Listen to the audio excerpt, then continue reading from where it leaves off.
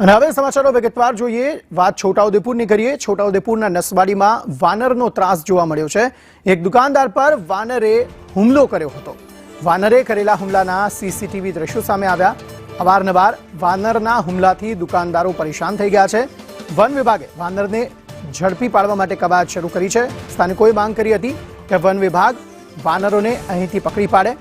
હવે આ સમગ્ર મામલે કાર્યવાહી પણ હાથ ધરવામાં આવી છે। સીસીટીવી દ્રશ્યો પણ સામે આવ્યા હતા, જેમાં એક વાનર દુકાનદાર પર હુમલો કરે છે તે સ્પષ્ટ રીતે દેખાઈ રહ્યું છે। વન વિભાગ વાનરને ઝડપે તેવી સ્થાનિકોની માંગ છે। સ્થાનિકોનું કહેવું છે કે વારંવાર આ પ્રકારે વાનરો થકી કનડગત અહીં વેપારીઓને થઈ રહી છે। ઇરફાન મેમણ વધુ માહિતી આપી રહ્યા છે। ઇરફાન, જણાવશો શું વધુ વિગતો? વાત છે છોટાઉદેપુર જિલ્લાના નસવાડી ટાઉનના મુખ્ય જે બજાર છે, ખાસ કરીને મુખ્ય બજારમાં એક વાનર દ્વારા ખરેખર વેપારીઓ તેમજ મજૂરો તેમજ દુકાનદારોને હેરાન કરવામાં આવે છે।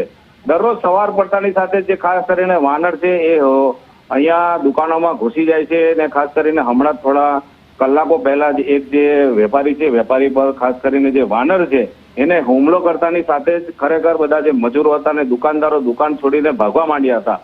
વન વિભાગને અવારનવાર આ જે સ્થાનિકો દ્વારા રજૂઆત કરવામાં આવી છે। થોડા દિવસ પહેલા એક વાનર પકડવામાં આવ્યો હતો, પરંતુ બીજો એક વાનર છે એ ખરેખર દરરોજના વેપારીઓને હેરાન કરી રહ્યો છે। ખાસ કરીને જે છગડા ચાલકો હોય છે એમને પણ હેરાન કરી રહ્યો છે। એટલે ખરેખર વન વિભાગે કોઈ મોટી ઘટના બને એ પહેલા આ વાનરને પકડે તેવી બધાની જ માંગ ઉઠી છે। જી, આભાર સમગ્ર માહિતી આપવા માટે।